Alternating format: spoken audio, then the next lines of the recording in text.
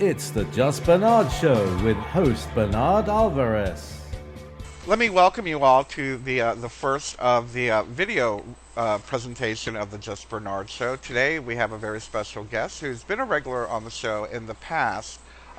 Betsy Lewis is an author. She is also an Earth Mysteries researcher. Betsy's had UFO encounters and has been studying the paranormal for decades now. She's the author of, geez, I don't know how many books now. I guess Betsy will tell us. But her recent book is called Ancient Serpent Gods. And so without further ado, let me welcome Betsy to the show. Hello, Betsy. How are you? Bernard. I'm great. Thank you for having me on the show today. I'm so excited to be your first person on your video YouTube show. So Great. Well, I'm glad you're my favorite, one of my favorite guests. So why not start with one of my favorites? thank you. Um, Thank you. so Betsy, let's jump right in here and tell me a little bit about what got you excited to start exploring the ancient serpent gods. What was your draw to that? Well, that's a good question. I have read just about everything. We have all these books now and all these documentaries and shows on different channels, the Sci-Fi Channel and all, on ancient aliens. And, that seems to be the the cure-all or the Right. everything for aliens out there creating these incredible structures. And I thought there was more to it. I started thinking, why do people keep seeing serpents? Yeah.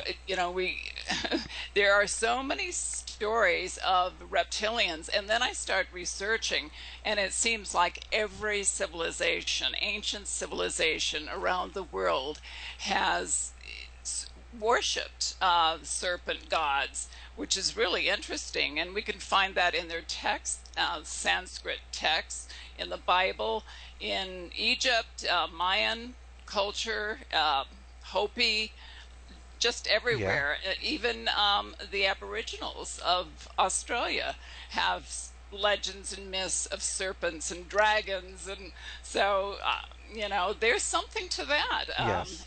And I think they've been here all along, which seems to be indicated. But once we get into this, I'll tell you some of the evidence that I've uncovered. It's really amazing. Very interesting. Very interesting. And it's funny. I recently was watching a special. It was an old PBS special on the Goddess Remembered. It's an old Canadian documentary, fantastic.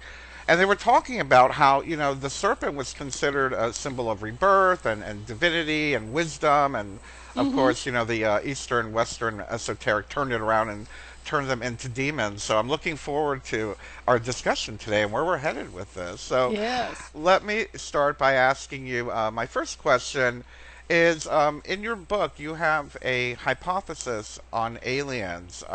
What do you believe terrestrial beings, why do you believe that terrestrial beings built ancient megalithic structures worldwide?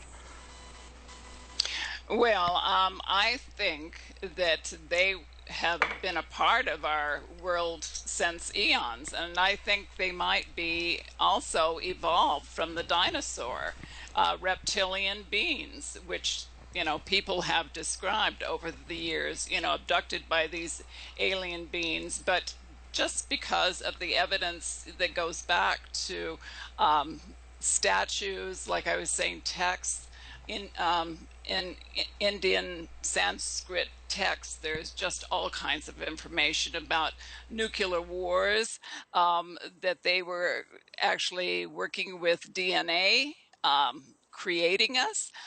There's just so much information about it. So I believe that they were, if they didn't have help from these terrestrial beings, they certainly did. Maybe with, I think there was also dinosaurs around at the time that didn't evolve into superior beings, and I'll get into that too. But um, there's just so much that has been found in petroglyphs around the world, and etchings on rocks and on different statues and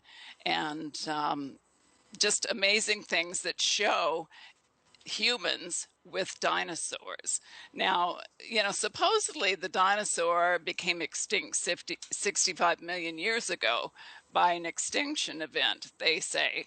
But yeah, but supposedly dinosaurs existed for, they say, maybe 165 to 180 million years. That's a long time to evolve, wouldn't you say? Yes, it certainly Just, is. yeah. So if a certain species of dinosaur did evolve, let's say they did, they became incredibly intelligent, and they went underground. Um, which seems to be the case because of all these different stories.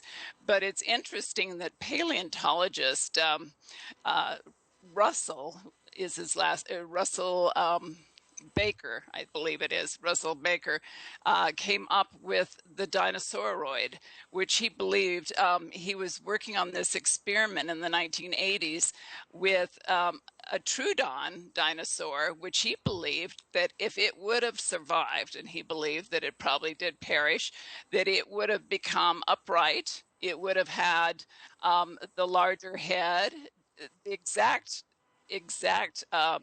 description of reptilian aliens now, which is really interesting. But what's interesting about this Troodon is it had the largest brain of all dinosaurs, and it moved very quickly. It had an opposable thumb like humans, and it's just amazing. In fact, it's on the front of my book. I don't know if you could see it here, but that is the upright dinosaur. And this is up in the museum in Canada that he created this sculpture of what this Troodon dinosaur, which is the dinosaur right here, and what he would have evolved into. Can you see it at all? I'm not sure if you could see it. It looks great. Okay. We can see it fine. Great. Okay. Yeah. So that's, but what's really interesting is that paleontologists now are finding out that the dinosaur wasn't the slow moving creature that we've always been told. We were told that they were stupid, they were slow moving, they were cold blooded. Now they're finding out they were warm blooded. Some of them were mammals, and they move very quickly, and they were intelligent. So we've got it all wrong. Wow. And Yeah. we seem to be finding more and more about that we're getting it all wrong. So I, much of what we thought was history and what was real is starting to be shown the door, actually. exactly. And with that being said, I have to say that I do align with the idea that perhaps some type of alien intelligence was helpful in building these big monoliths and megaliths all over the world. Hmm. And then, of course, here we're throwing in the into the equation the idea of the reptilian alien species, which we hear so many negative things about here in the alternative world. We talk about Right. the reptilians are manipulating the elites and whatnot. In your research, did you see anything positive about these reptilian gods or extraterrestrials? Well, they helped us supposedly with their knowledge and also with cloning and DNA. We're talking about Atlantis. And Atlantis had all these incredible things. And of course, they created a lot of monstrosities, and they had to build these temples to actually purify these creatures that they created. And supposedly, this is still going on with the DNA, you know, changing everything. According to Phil Snyder and Thomas Costello, who worked for the military in Dulce, New Mexico, um, Thomas Costello was there during the 1960s. He said that, the humans and the aliens were working side by side, and they were the Greys and the Reptilians. And things got a little scary, I guess. He started seeing things down there. He saw humans in some kind of structures. like clear structures, and that some of them were being manipulated and genetically modified, a monstrosity, some of them. They were doing all kinds of experiments with time travel, with everything down there. And he now, I guess he's still alive, but he's supposed to be hiding out somewhere in Europe. Nobody knows where he is, under a different name. And of course, there was Phil Schneider. You probably know the story of Phil Schneider, Yeah, yeah. who was there during the 70s.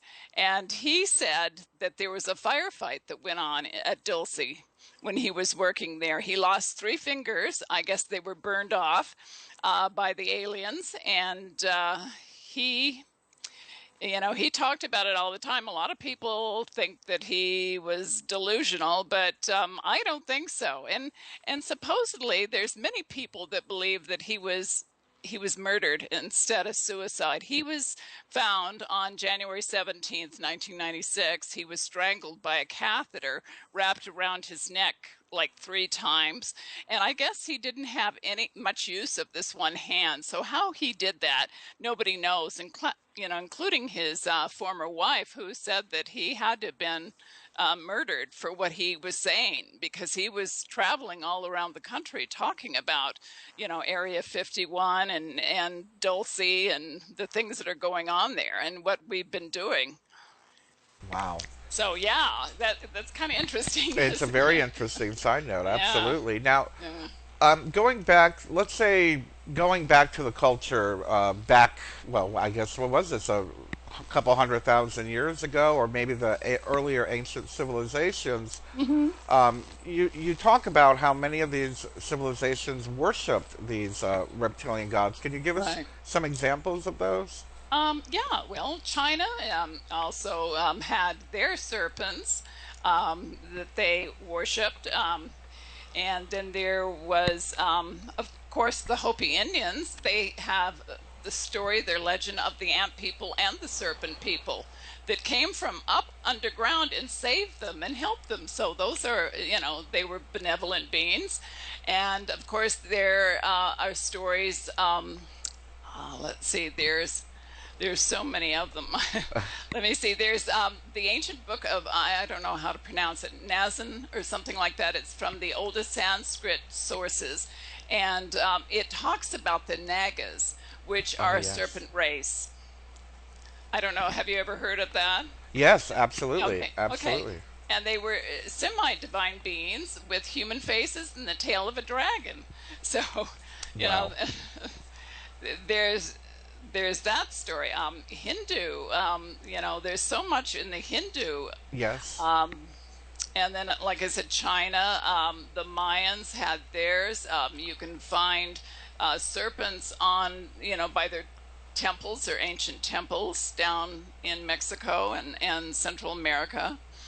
And of course, the Aboriginals have the Bomi serpent, which they have legends of, the rainbow serpent. Yes. And let's see, what else? I could go on and I on. was going to say there's very many, there's quite a few cultures Yes, that yes, a lot worship of them. cultures. And it's mentioned in the Bible too. Isaiah talks about serpents, and of course, the most famous serpent was the one that tempted Eve in the Yeah, Garden of Eden, right? absolutely, absolutely. Yeah, But it gave a bad name to all the serpents for that's history after that. that's right. That's right. And what was she not supposed to eat? What was it going to open her eyes to what is really going on, and who our real creators are? Maybe they created us, because there seems to be a lot of evidence. We are not anything like the great apes. We really aren't. They have 24, excuse me, 24 chromosomes. We have 23. And of course, we don't have the massive hair all over us. We don't have they don't have chins like us. They can't sing. They don't show emotions. I mean, we're so different from the apes. And why didn't they keep on evolving? I mean, that's a big mystery. And that's, the missing link. Why did we just suddenly appear, humans, Homo sapiens, 200,000 years ago? which is interesting. A modern man, That is very interesting, and isn't it? I have my own theories about that actually. Yeah.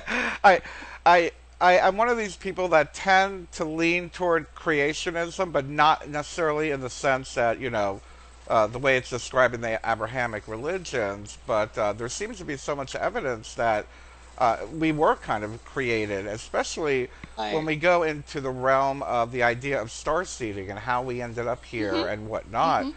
Sure. Speaking of the stars, um, is there a connection? I know that Zechariah Sitchin talks about the Anunnaki, Planet Right. X, and Right. whatnot. What connections have you found with the Anunnaki and these ancient serpent gods that you talk about in your book?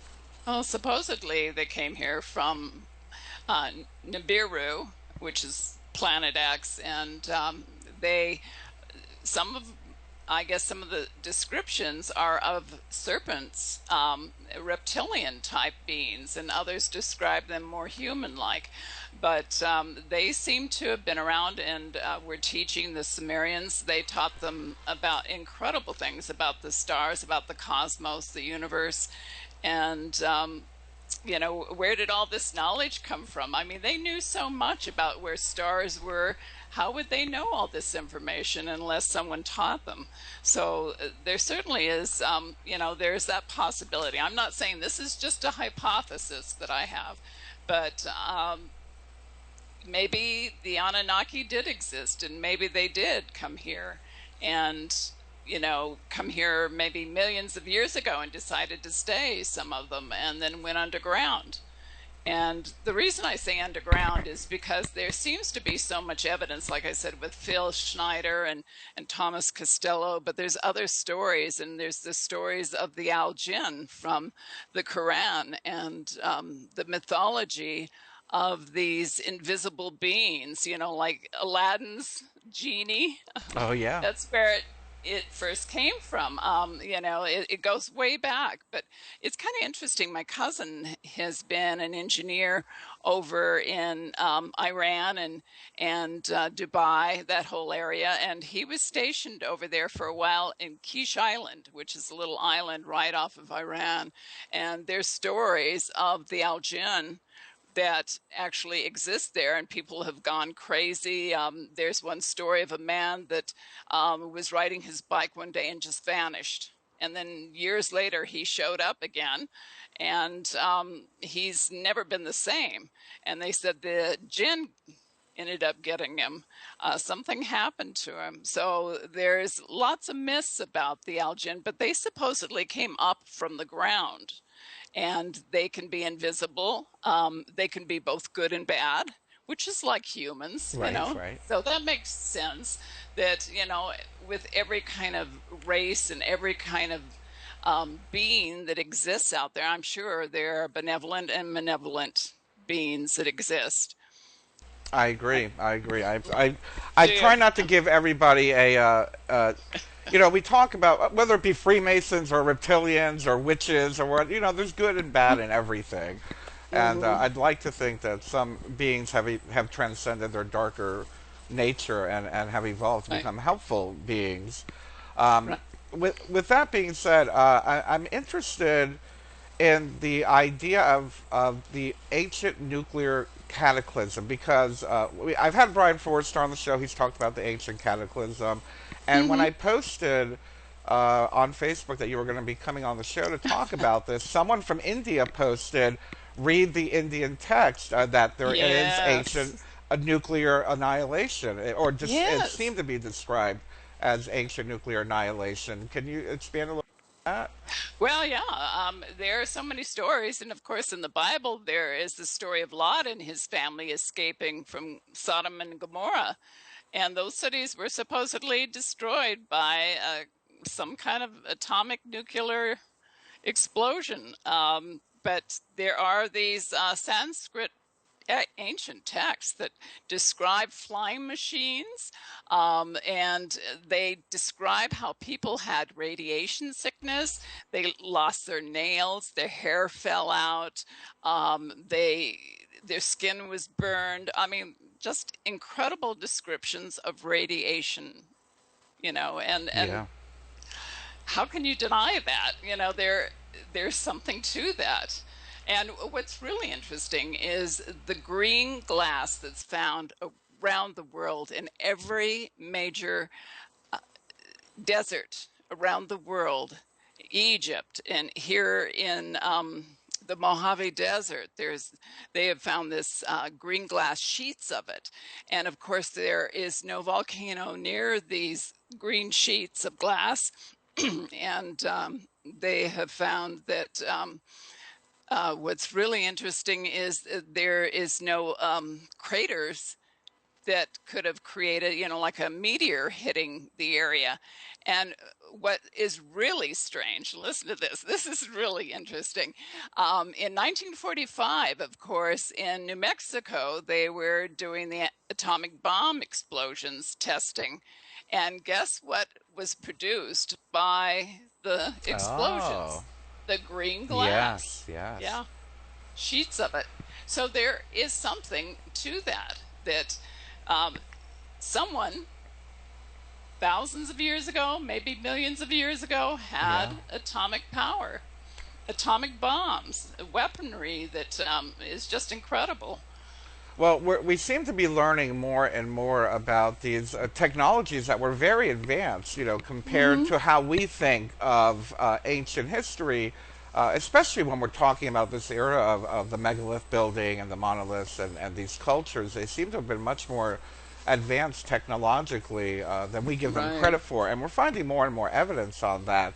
Uh, do you feel that some of that or all of it might have come from these ancient reptilian god being type Oh, things? sure. Oh, sure. There are stories that our military has been working with the aliens, the Greys, the reptilians for, decades, and that they made some kind of agreement that they could abduct humans for experimentation if they were given certain information, advanced technology, which even John Lear talked about. John Lear worked with Bob Lazar in Area 51 in an area called S4, and he told Art Bell on Coast to Coast that there are 18 different species of aliens, and that they use us, I guess, for experimentation. They have genetically altered us 65 times, humans, and they're still doing it, supposedly, with all these fetuses that they've taken, people, women that have said that they've lost their child and they knew they were pregnant, and then the fetus is gone. Oh yeah, I've heard Um, about that. yeah. So there could be something to it. And he said that a lot of these thousands of people have been murdered by our government to keep them quiet about the aliens. So I wouldn't doubt that at all. I don't doubt that one bit. I find Right. it Yeah. turns out it seems that they don't want us to know as much as we do at times, especially when it comes Mhm. to rewriting history and what we think we are and our possibilities and our Right. potentials. Right. But Yeah. that's very, very interesting. We've only got about another minute before the Okay. next commercial break. Actually, we're having a commercial break right now. We'll be right Okay. back after this break. And now, back to your host, Bernard Alvarez. And welcome back to the Just Bernard Show here on Revolution Radio at freedomslips.com and now on the Bernard Alvarez channel on YouTube with video. Anyway, we are speaking today with Betsy Lewis on her new book, Ancient Serpent Gods. Betsy, before we forget, let's tell everybody where they can find your book. Oh, good. Well, on Amazon, or they can go to my website, betseylewis.com, and Betsy spelled a little bit different. It's Betsey, then Lewis, Lewis.com. Wonderful. Thank you for that. Thank you for that. Thank Um, you.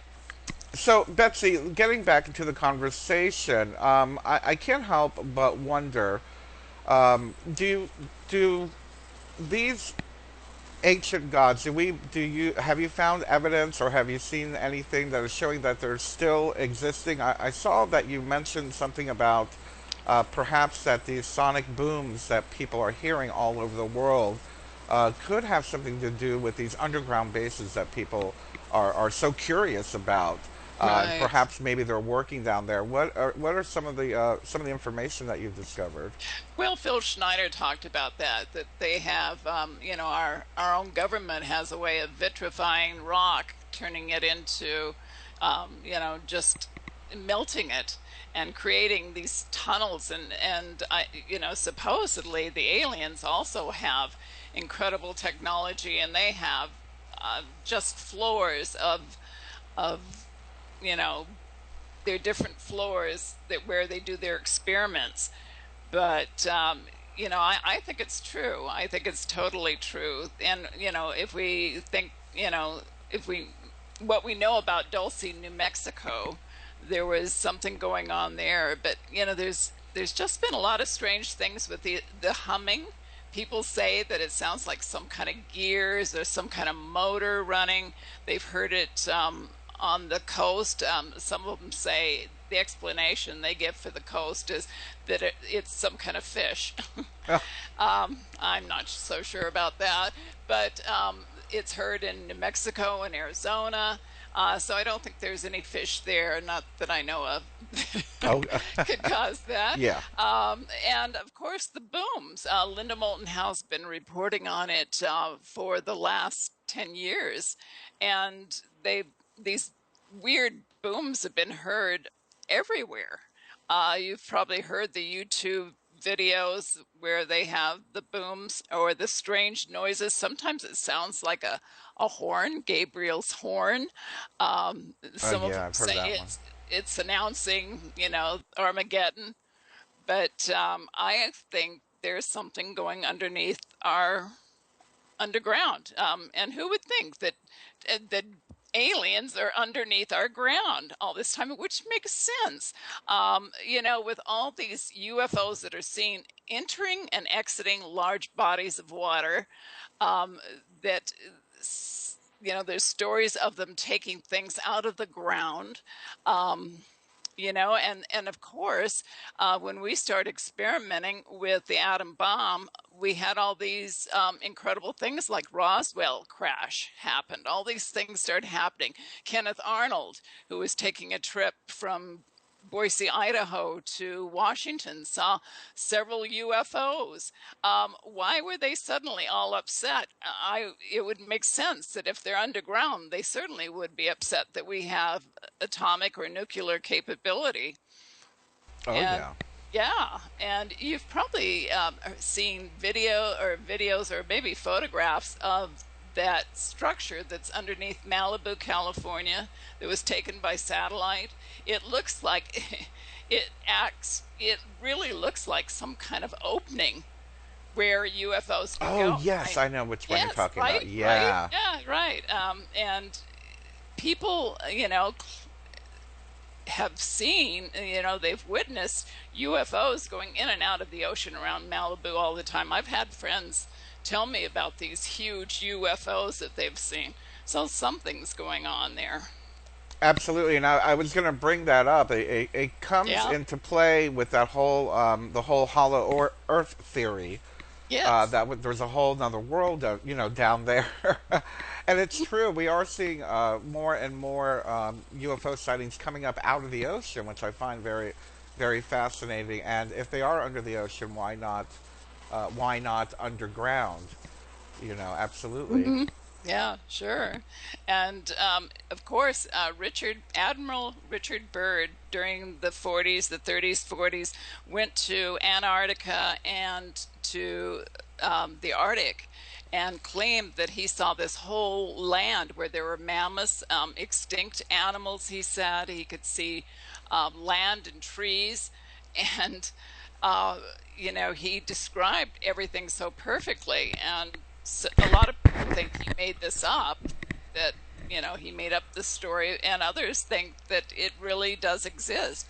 And it's kind of interesting that a satellite, I think it was called ESA 3, flew over the think it was the North Pole, and actually took a photo of a hole in the center of that area, a huge hole. So maybe there is something to, the Earth being hollow. Scientists now say that there is an iron crystal 3,000 miles down in the Earth. Oh. And there's still a lot of things we don't know. There's tunnels. We know there's tunnels. There's huge caverns all over the world. They certainly could go under there. And if they exist, like in places like Dulce, we would never find them. There's places around the world that we don't even know, and we certainly don't know our oceans and what's beneath them. Now that's very true. I think that the oceans are our last frontier, so to speak. It's I guess it's pretty hard to get equipment down there so deep, and they're just Right. now discovering, making all these new discoveries, down at the ocean floor. So anything is possible, and I think that's the big aha here, that anything is possible, and the idea of an ancient race of reptilian extraterrestrials or whatnot being on the planet, living underground, or visiting, or manipulating us in many ways, is not so far-fetched anymore, as No, we're I don't seeing think more and more so. discoveries like this. With that being said, a lot of people have, I guess for lack of a better term, they have like religious visions. And Yes. I know that in your book you talk a bit about people having these religious, spiritual visions, and how there might be an alien connection to that. I myself, my only visions I've had have been with my guides, where I've seen these light beings. I'll call them transdimensional. Some people have identified them as Arcturian extraterrestrials, by the way I've described them. But so for me, I can relate to that whole idea of Right. religious experience with these transdimensional or extraterrestrial beings. Can you tell us a little bit about that and what you talk about in your book? Well, yeah, I think people do have visions, but I think a lot of times, well, the Algins supposedly are on another dimension. Anne Druffel wrote about it in her book, uh, in one of her books anyway, and she also talked to Jacques Vallée, Dr. Jacques Vallée, and he believed that these aliens are from a dimensional world. A lot of them, they can go through solid objects. We hear stories all the time about them going through um, doors, abducting people and taking them up through the roof of a car or out of buildings. How can they do that?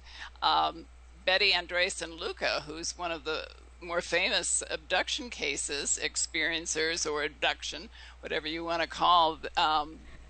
Raymond Fowler wrote about her experiences, and a lot of times she said that she was leaving her body. And in some of those experiences, she was taken to a place that seemed like out of Oz. She had to wear these slippers, kind of like ruby slippers.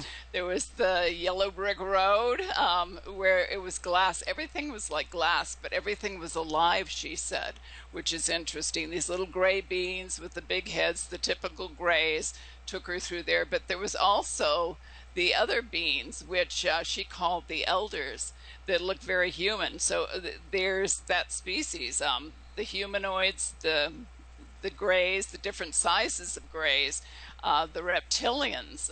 Some of them are up to 7 feet tall or taller. Some of them have wings, supposedly, and maybe that's where angels come Yeah. from. Descriptions of angels. I see, and I guess this leads us into well, my next question is are these ancient reptilian gods that we talk about, are they just one race of aliens? Perhaps is that kind of what you're seeing? You know, I think that they've created many hybrids, and I think they're doing that with humans too, creating hybrids. I watched a YouTube video recently of a woman who believes she's a hybrid. She was born in 1975 in Canada. She's French speaking.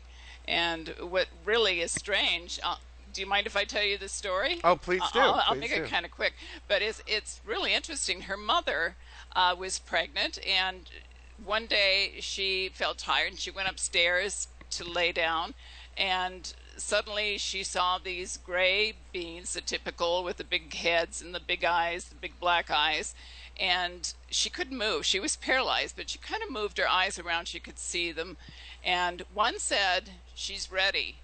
And the other one said, "No, she's not ready yet." And she kept telling them over and over that, her children were there, her other children, and to leave her alone and go away. And she saw them leave, like went through the door, the window, or something. They went right through solid object, and they were gone. And years later, well, I should go back. This was like in her 8th month of pregnancy. On her 9th month of pregnancy, she's in the hospital giving birth, and she gives birth to a boy, a baby boy, healthy baby boy, and suddenly the nurse starts screaming because the doctor left because he delivered the baby, and she started screaming, "There's another baby." And he came back and he said, "There's no way there could be another baby. I know there's no other baby there." And sure enough, that's when Lisa was born. And today she's like 6'3". She has stunning eyes. She looks like she could be some kind of hybrid. She's really interesting. But I guess her mother also had another encounter with an alien that looked very humanoid, and it was tall and it had reddish hair, and she was taken to a place that looked like a pharmacy because there were all these vials in the room.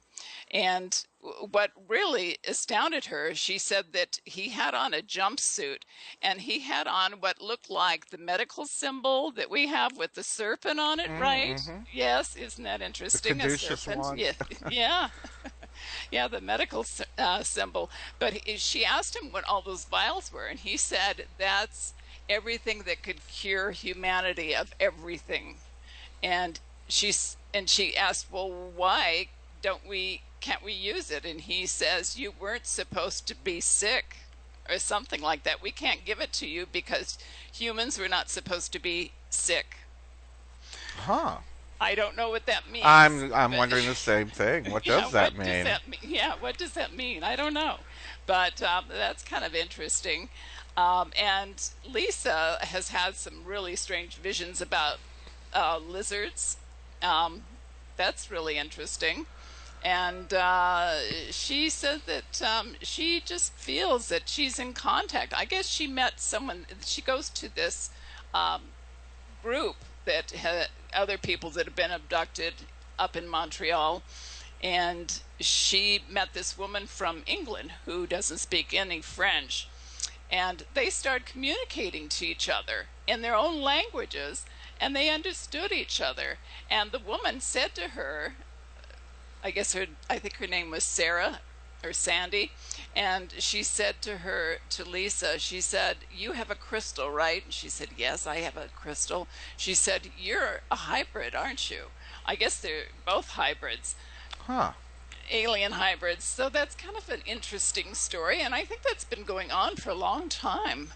A long time. I Do you agree. feel that? Do you? I Yeah. agree. I've been sensing and well, we've been hearing so much also that so many of these hybrid or I guess you could call it DNA manipulated beings are Hmm. being born, but as well, I kind of also feel that we have DNA manipulated beings being incarnated at this time Hmm. for a particular reason, hopefully to help us elevate the consciousness of humanity. I have a I question. agree. I have a I question agree. for you. In your experiences, as I know that you have had contact experience, what were the beings that you saw? Were they greys or reptilian, or what was your experience like? Well, my first one was at the age of 8 months old, and I had to be regressed to remember anything because at 8 months old I didn't remember my parents were on a road, and we were driving, they were driving anyway, from Moscow, Idaho, up in northern Idaho near the Panhandle to southern Idaho to visit my grandparents on a weekend. And they were in an area called New Meadows, and suddenly they heard this horrendous noise. It was vibrating. It was shaking it so hard. They thought a plane was going to crash on them. Oh, wow. They couldn't imagine what it was. My father pulled over, supposedly, and I was in the back seat in a little basket at the time. And they both got out, and there was nothing in the sky. The sound had stopped. It just stopped, and that was it. And that was the story they had always, they always told me. And then in the 1980s, my uncle, who remembered the story, he said it reminded him of Betty and Barney Hill, the famous UFO abduction case during the 60s. And he said that what really stunned him was my parents couldn't account for 2 hours during the trip. Yeah, missing time. So that was my first experience, but I was regressed by Ann Druffel, and so was my mother. I recounted that we were actually beamed up. I know this sounds crazy, but we were beamed up through the roof of the car and into this huge UFO. And we were experimented on. I saw my father in a room down below. There was a clear floor. You could see right through the floor. And my mother was in some kind of tube-like structure and kept calling for me. And they were the grays with the big eyes. Okay. Yeah, they were the grays. And it was years later, when I was 7 years old, that a UFO actually chased me home from school, first grade. I was so scared. Oh my gosh. Yeah. So I've had some other strange things, missing time, and several other things, a camping trip. I didn't see things, but I felt paralyzed. And I know that there was something going on. And shortly after the time of my UFO incident, when I was chased home, I started having these dreams, these vivid dreams of earth changes. I saw them so clearly, and I'm still having these earth changes dreams, but the dreams were of incredible winds, hurricane type winds, which we're getting all over the world, floods, water, shaking, big earthquakes, huge earthquakes, volcanoes going off. And I think right now we have about 60 some volcanoes going off around the world, and we're having all these big earthquakes in the last year and a half, 7.8, up to 8 point. So that's increased. And yeah, there's something going on there. Absolutely. I can't help but you reminded me, and I don't think I've ever shared this anecdote, but I went through a time slip as well. But what was very interesting for me is that I didn't lose time. It was almost as if I was put back maybe 5 seconds before the moment that I left my body or whatnot. It was almost as if I saw the repeating of the last few moments. It was very, very interesting, and I'll never forget it. I remember, I think it was just my cousin was walking out of the bathroom, and then 2 minutes later, it was the same exact, image or the same exact thing that was going on. But and I too have had those earth Really? Wow. those earth awakening changes, visions, and I'll never forget there was one moment when I started going through my quote-unquote esoteric initiations that I saw the little girl living next door, and just something said she's not going to see the same world that we have today. When she grows up, it will not be the same world. Right. And it was almost as if a lot of the world was dead, but there were sanctuaries, and I saw a big, beautiful tree and people around the tree, but around was very barren, and it was just a horrible vision. I hope I'd like to think that that's only one timeline, so to speak, and we've kind of averted that, because I thought that would have happened by now, quite honestly. Yeah, And we're I starting believe to that run out too. of time, Betsy. So I have to ask you, what is what is the role of the reptilians in the human story? Are they here to help? Are they here to shake us up? Are they here to oppress, or all the above? And where Well, are we going after this, so to speak? Where are we headed? well, I think there's been a great war that's been fought between the aliens, and I think it's over us. I think, in some instances we were used as slaves, and others wanted to help us evolve. And I think that's still going on. And a lot of these abductees have talked about how they see a war in the future fought by aliens. And I have a feeling that might be going on. I think maybe the chemtrails, the things that are going on there, I think that's something in our future. I really do. I think that, there are benevolent beings out there that are helping us.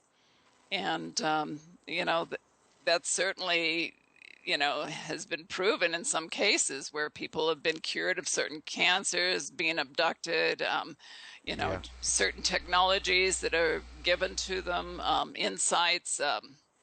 So certainly they're not all bad aliens. Right, right. Thank goodness. Yes, yes. And actually, my heart tells me there are more positive than negative. Yeah, Maybe there's one or two bad apples out there that are ruining it for everybody else. That right. is usually the case Hmm. in most things. So we need to wrap things up. And Betsy, again, let's remind everybody the name of your book and where we can Okay. find it. Ancient Serpent Gods, and the alien connection to reptilian dinosaurs. That's on Amazon. It's in Kindle and softcover. And I've got many other books out Yeah. there: Earth Energy, Angels, Aliens, and Prophecy. I've got a One of my book on favorites, by the predictions. way. Thank you, thank you. Yeah, I've got a lot of great books out there. You I've sure heard, do. people are saying they're really good, and I really appreciate that. Are you? Oh, we're out of time. Well, thank you Oh, so much, Betsy. thank you. Hang on the Thank you, line. Hang on Bernard. the line. And Okay. everybody, we will be back next week. We'll be speaking with Dr. William Keepin on belonging to God, spirituality, science, and the universal path of divine love. We love you, everyone. Bye bye.